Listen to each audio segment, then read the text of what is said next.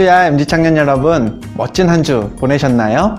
시간은 지나는데도 코로나 소식은 끊임이 없고 또 세상의 사건과 사고들도 계속 연이어지고 우리 이런 세상 가운데서 하나님의 말씀에서 소망을 찾는 우리 MZ 청년들이 다 되셨으면 좋겠습니다. 오늘 말씀을 전하기에 앞서서요, 중요한 광고 몇 가지 나누고 시작하도록 할게요. 첫 번째는요, 우리 MZ 예배에 변화가 있습니다.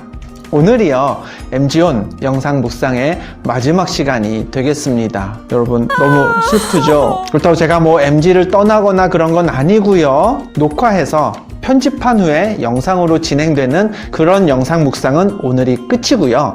다음 주일부터는 실시간 스트리밍으로 예배할 계획입니다. 먼저 이에 대한 영상 광고 함께 보시죠.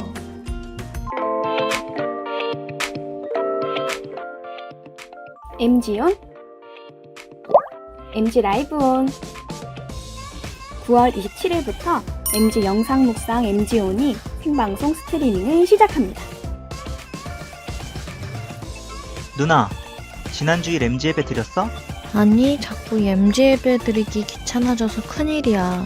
그래서 이제 MZ 예배도 실시간 스트리밍으로 드린대. 정말? 그럼 좀 더 집중해서 예배할 수 있으려나? 그럼 누나가 정해진 시간에 MZ 너튜브에 접속만 하면 훨씬 예배다운 예배를 드릴 수 있을걸? 와, 기대된다. 매주 꼭 참여해야지. MZ 라이브온 9월 27일 주일부터 매주일 오후 1시, 원래 MZ 예배 시간인 2시보다 1시간 앞당겨진 시간에 참여하시면 됩니다. 방법도 간단해요. 유튜브 MZ 채널에 접속하세요. 접속은 예배 시간 10분 전부터 가능합니다. 자, 그럼 9월 27일 오후 1시 잊지 마시고 모두 온라인에서 만나요.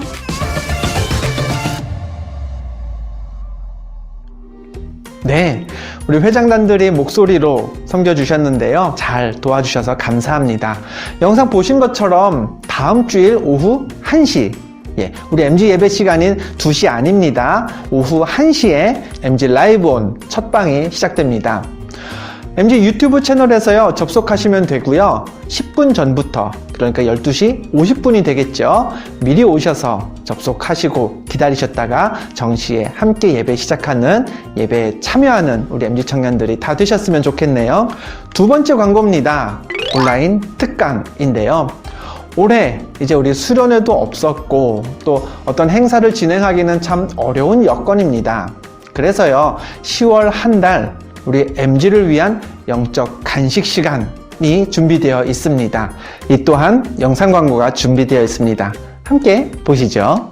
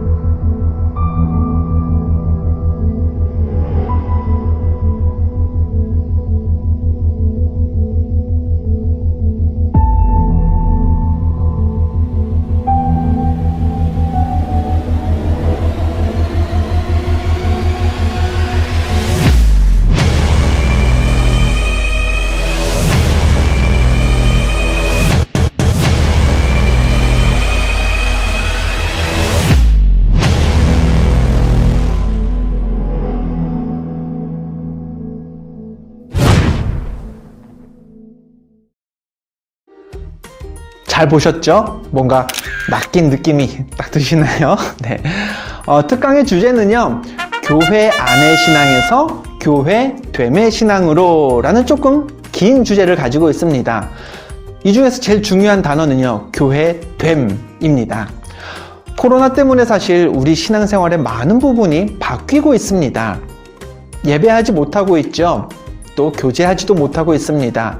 교회의 이름으로, 교회 구성원의 이름으로 봉사하지도 못하고요. 전도는 더더욱 어려운 시대가 되었습니다. 그럼 앞으로 어떻게 신앙생활하는 게 신앙생활을 잘 하는 걸까? 이와 같은 고민의 답을 우리 네 분의 목사님과 함께 찾아보는 시간으로 만들어 보려고 합니다.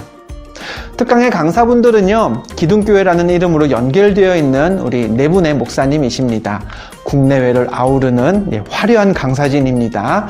여러분들 10월에 MG 유튜브 채널에서 만나보실 수 있을 겁니다. 자세한 광고는요, 10월 즈음이 되면 다시 한번 또 드리도록 할게요.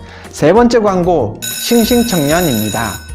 이번 주 중에 싱싱청년 10월호가 발간될 예정입니다. 추석 전이라요, 제가 우편으로 택배로 보내는 데에도 사실 이게 제 시간에 도착하게 될지 장담하기가 어려운 때입니다. 그래서요, 요번 달에는요, 되도록 제가 직접 발로 뛰면서 집에 우편함에 드리던가 아니면 만날 수 있으면 잠깐 얼굴이라도 보던가 그렇게 직접 배송을 해드리려고 하는데요. 그러면서 이제 작은 이벤트를 진행해 보려고 합니다. 카톡으로 저한테 목사님 싱싱청년 가져다 주세요 하고 신청하시는 분들에게는 제가 앙증맞은 여러분이 애교로 받아주실 수 있는 선물을 함께 이제 봉투에 넣어서 제가 가져다 드리려고 합니다.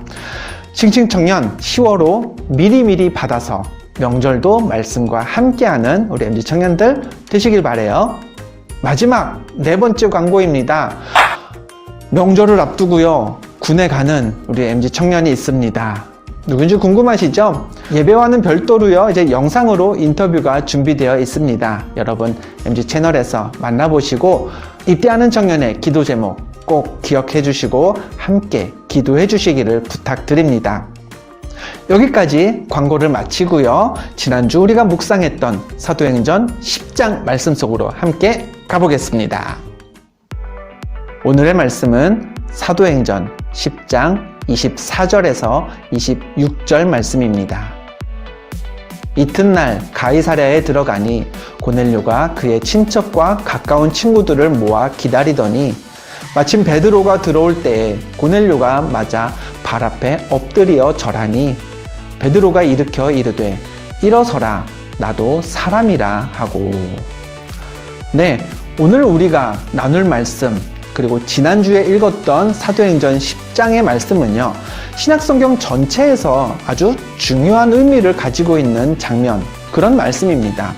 이때까지, 당시까지요, 구원이라는 것은 예수님이 부활하셨고 승천하셨어도요, 여전히 유대인들에게만 해당되는 사항이었습니다. 유대인이 아니면 구원받을 수 없다라는 생각을 초대교회 모두가 가지고 있었던 거죠. 그런데 사도행전 10장부터요, 유대인이 아닌 소위 우리가 성경에서 이방인이라고 부르는 사람들에게도 구원이 열리게 됩니다. 그 계기가 두 사람을 통해서 우리가 읽은 사도행전 10장에서 시작이 되는데요. 두 사람의 주인공 베드로와 고넬료입니다. 이 고넬료라는 사람, 영어 성경에 보면요, 그 이름을 이렇게 기록하고 있습니다. 코넬리우스. 어떤가요? 딱 봐도 로마 사람인 게 티가 나죠? 성경은 고넬료에 대해서 이렇게 소개를 합니다. 사도행전 10장 1절입니다. 가이사랴에 고넬료라 하는 사람이 있으니 이달리아 부대라 하는 군대의 백부장이라. 고넬료가 살던 곳은요, 가이사랴라는 곳이었습니다. 당시 유대인들에게 중심지는요, 오늘날도 그렇지만 예루살렘이라는 곳이었죠. 그러나 유대를 통치하던 로마 사람들은요, 내륙 안쪽에 있던 예루살렘까지 가지 않았습니다. 배를 타고 유대 땅까지 왔을 때 편안하게 머물 수 있도록 지중해 해안가, 바닷가에 로마식의 도시를 새로 건설했는데요. 그 도시가 바로 가이사랴입니다. 고넬료의 직업은요, 로마 군대의 백부장이었습니다. 군대의 지휘관이었죠. 성경은 고넬료에 대한 소개를요, 이렇게 또 이어갑니다. 사도행전 10장 2절을 봅니다. 그가 경건하여 온 집안과 더불어 하나님을 경외하며 백성을 많이 구제하고 하나님께 항상 기도하더니. 고넬료, 성경은 그가 경건한 사람이었다고 했습니다. 그 자신뿐만 아니라 가족 모두가 하나님을 믿고 섬겼습니다. 어려운 백성들을 돌보는 구제에도 열심이었고요. 그리고 무엇보다 중요한 거죠. 기도하던 사람이라고 성경이 기록했습니다. 한마디로 고넬료는요, 인품, 신앙, 어떤 사회적 지위, 뭐 하나 흠잡을 게 없었던 사람이었죠.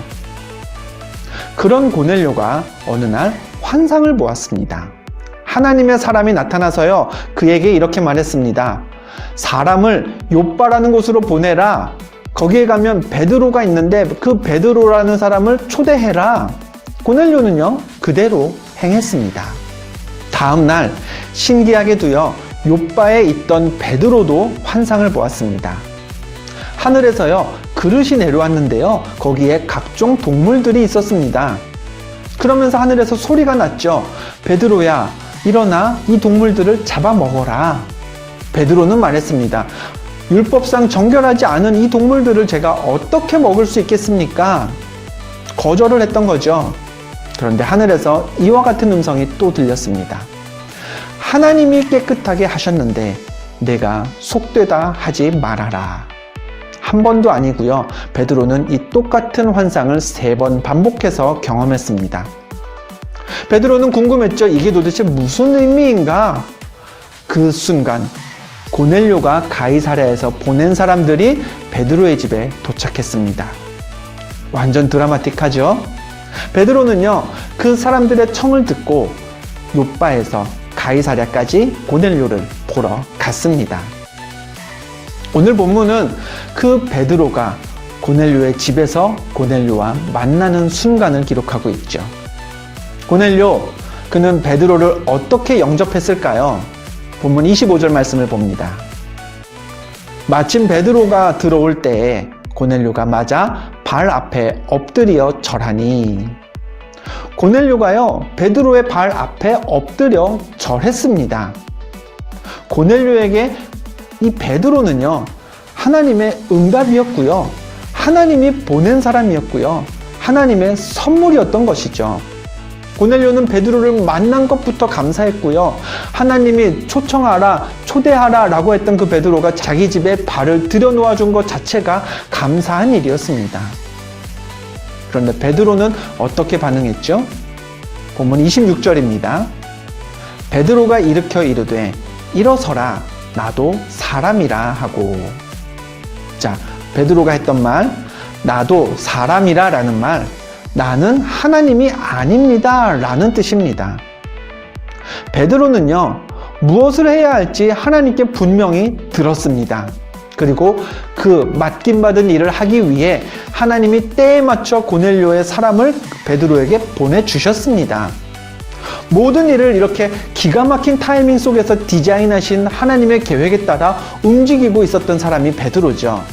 베드로는 하나님께 아주 구체적으로 또 분명하게 쓰임받고 있는 중이었습니다. 그런데 그 순간 그렇게 쓰임받는 베드로가 했던 말이 이거였습니다. 나도 사람이라. 나도 하나님이 아닙니다. 나도 당신과 똑같은 구원이 필요한 죄인입니다. 이 베드로의 말, 우리에게 하나님의 일꾼, 하나님께 쓰임받는 사람의 마음가짐이 어때야 하는지를 잘 보여주는 한마디입니다. 아무리 크고 아무리 중요한 하나님의 일을 해도요, 우리는요, 하나님이 아닙니다. 하나님이 쓰시는 작은 도구일 뿐이죠. 때문에 모든 영광은요, 하나님께만 돌려야 합니다. 우리가 받는 칭찬도요, 하나님께로 돌려야 합니다. 우리가 세상에서 누리게 되는 권세가 있다면, 어떤 이득이 있다면 그 역시 하나님께 돌려야 하는 것이죠. 왜 우리 한국 문화에서는요, 누군가 이렇게 칭찬을 하면 거기에 대해서 우리는 자주 이렇게 반응합니다. 에이, 아니에요. 아무것도 아니에요. 여러분도 그러시죠? 근데 그런 모습을 간혹 TV를 통해 보면요, 다른 문화권의 사람들이 조금 의아하게 생각합니다. 칭찬을 받으면 그냥 감사합니다 하면 되지, 왜 그걸 부정하느냐, 왜 그걸 아니라고 하느냐라는 거죠. 근데요, 하나님의 일을 할 때 어쩌면 우리에게 필요한 자세가 이겁니다. 이거 제가 하는 일 아닙니다. 제 능력으로 한 거 아닙니다. 제가 뛰어나서 이렇게 하는 거 아닙니다. 저도 그저 사람입니다. 다 하나님이 하셨습니다. 가정에서 하나님이 여러분을 쓰실 겁니다. 학교와 일터에서 어느 순간 하나님이 여러분을 베드로처럼 하나님의 도구로 사용하실 겁니다. 그때 기억하시길 바랍니다. 나는 하나님이 아닙니다. 나 역시 하나님의 도구일 뿐입니다. 나도 그저 똑같은 죄인입니다. 나를 들어쓰신 하나님만 높여야지 내 앞에서 나에게 절하지 마십시오. 우리 그런 겸손한 마음으로 신앙생활하면 어떨까요? 사람으로서 하나님의 일을 할 때에도 누리게 되는 칭찬과 영광과 유익이 있을 겁니다. 그러나 그때에도 모든 것은 하나님의 것이요 나도 그저 죄인인 사람일 뿐이라는 것, 그런 겸손한 신앙을 이어가는 우리 MZ 청년들이 다 되셨으면 좋겠습니다. 자, 오늘 우리 마지막 MZ 온 여기까지입니다. 너플은요, 예배와 별도의 영상으로 준비해서 제가 업로드 하겠습니다. 기억하셔야 되는 것 잊지 마세요. 다음 주 오후 1시 실시간 스트리밍 MG 라이브 온에서 우리 같이 함께 만나겠습니다. 우리 영상 광고에서처럼 인사해 볼까요? See you online. 승리하세요.